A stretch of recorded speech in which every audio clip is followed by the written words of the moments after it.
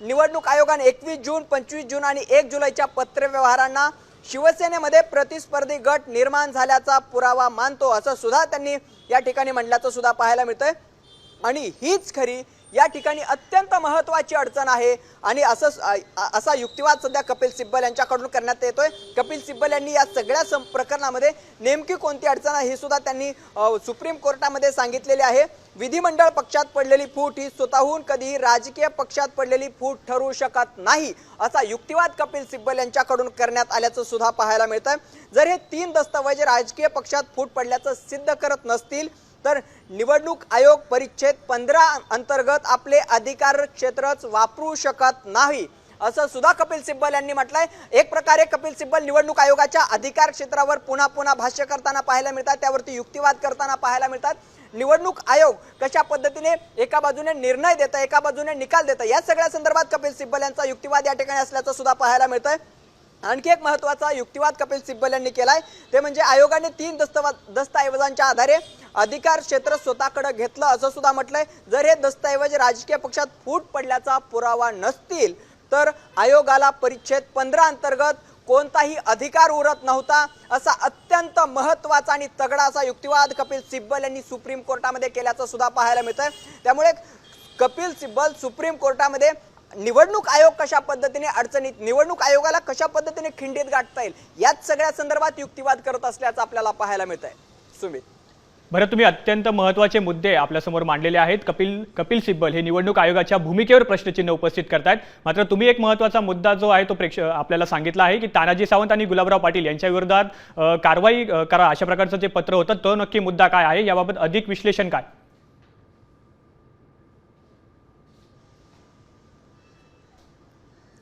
चैतन्य, मुद्दा असा आहे की ज्या पद्धतीने एकनाथ शिंदे, तानाजी सावंत, उदय सामंत आणि गुलाबराव पाटील हे खरं तर ज्यावेळेस 21 जूनला महाराष्ट्रामध्ये विधान परिषदेची निवडणूक झाली, विधान परिषदेची निवडणूक झाल्यानंतर शिवसेनेतील 31 आमदार जे आहेत ते सुरतला निघून गेल्याचं सुद्धा पाहायला मिळत होतं आणि हाच महत्त्वाचा मुद्दा होता।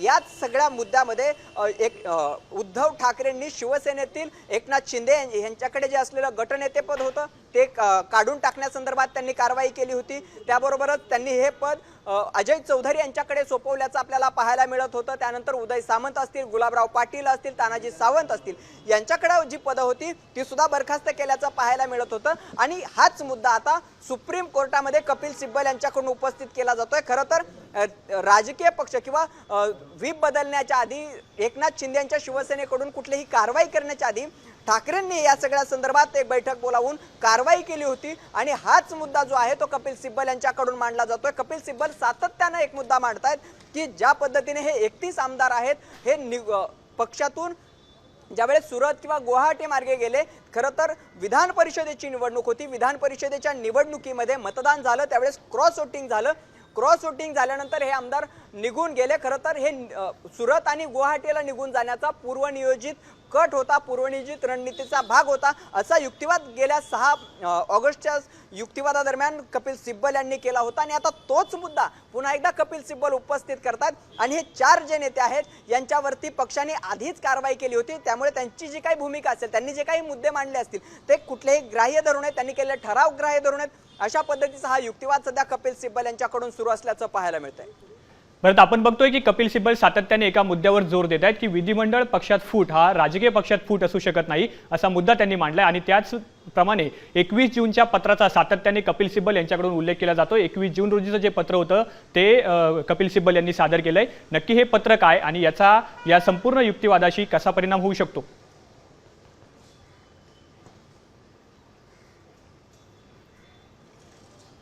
चैतन्य, जर आपण पाहिलं तर 21 जून रोजी ठाकरेंच्या शिवसेनेने ज्यावेळेस 31 आमदार सुरत मार्गे गुवाहाटीला जाण्यासाठी निघालेले होते त्याच दिवशी अत्यंत महत्त्वाचं पत्र काढलं होतं। एकनाथ शिंदे यांची शिवसेनेच्या गटनेते पदावरून नियुक्ती करण्यात आली होती। खरं तर एकनाथ शिंदे हे शिवसेनेमध्ये गटनेते होते, त्यांची नियुक्ती उद्धव ठाकरे यांनी केली होती आणि त्यांना हटवण्याचा अधिकार सुद्धा उद्धव ठाकरे यांच्याकडे होता अशा पद्धतीचा युक्तिवाद कपिल सिब्बल यांनी केलेला आहे आणि तोच संदर्भ या ठिकाणी देण्यात येतोय। ते जे पत्र होतं ते एकनाथ शिंदे यांना हटवण्यासंदर्भात होतं आणि एकनाथ शिंदे यांच्या जागी अजय चौधरी यांच्या नियुक्तीसंदर्भातील हे पत्र होतं। खरं तर आणखी एक महत्त्वाचा मुद्दा या सगळ्याबाबत व्हीप लागू करण्यासंदर्भात आणि बैठक बोलवण्यासंदर्भात सुद्धा उद्धव ठाकरे यांनी एक व्हीप जारी केला होता, त्याचा सुद्धा या पत्रामध्ये समावेश होता आणि हेच पत्र सध्या कपिल सिब्बल यांच्याकडून या पत्राचा उल्लेख जो आहे तो सुप्रीम कोर्टामध्ये केला जातोय आणि त्यामुळेच आता एकनाथ शिंदे यांच्या शिवसेनेच्या जे काही आहे त्या अडचणी वाढण्याची शक्यता सुद्धा आहे। निश्चितच भरत, आपण बघतोय की ठाकरेंच्या शिवसेनेच्या वतीने जे वकील आहेत कपिल सिब्बल आणि त्याचप्रमाणे अभिषेक मनु सिंघवी यांच्या वतीने जोरदार खिंड लढवली जाते। तानाजी सावंत, उदय सामंत आणि पाटील यांनी पक्षविरोधी कारवाई केल्याचा सातत्यानं कपिल सिब्बल जे आहे ते या युक्तिवादात नमूद करत असल्याचं आपल्याला पाहायला मिळतंय। त्याचप्रमाणे जो महत्त्वाचा मुद्दा या ठिकाणी सातत्याने अधोरेखित होतोय तो म्हणजे विधिमंडळ पक्षात फूट पडली, याचा अर्थ राजकीय पक्षात फूट पडली असं होत नाही, अशा प्रकारचा युक्तिवाद हा कपिल सिब्बल यांच्याकडून केला जातोय। सुप्रीम कोर्टात आता सध्या सुनावणी सुरू आहे। भरत, नवीन काही सध्या अपडेट्स आपल्यापर्यंत येत आहेत का?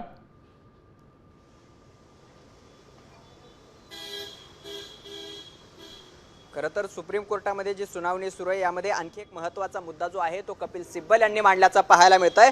तो मुद्दा आहे 2018च्या घटनेवर ही सगळी केस अवलंबून आहे असं कपिल सिब्बल यांनी सुप्रीम कोर्टामध्ये म्हटलेलं आहे, ज्यामध्ये त्यांनी असं म्हटलंय की 2018ची घटना ही महत्त्वाची ठरते, मात्र या घटनेकडे निवडणूक आयोगाने पाहिलंच नाही असा सुद्धा मुद्दा आहे तो कपिल सिब्बल यांनी या ठिकाणी मांडल्याचा पाहायला मिळतंय। माझ्या बाजूने मांडलेल्या निर्णयांपैकी एकाचा त्याने वेगळा अर्थ काढला असं सुद्धा त्यांनी या ठिकाणी म्हटलंय।